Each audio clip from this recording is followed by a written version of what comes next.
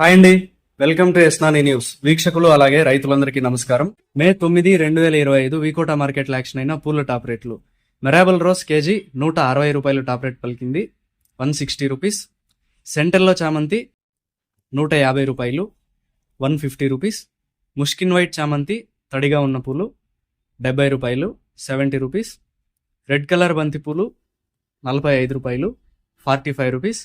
Yellow colour బంతి పూలు 40 రూపాయలు పలికాయి.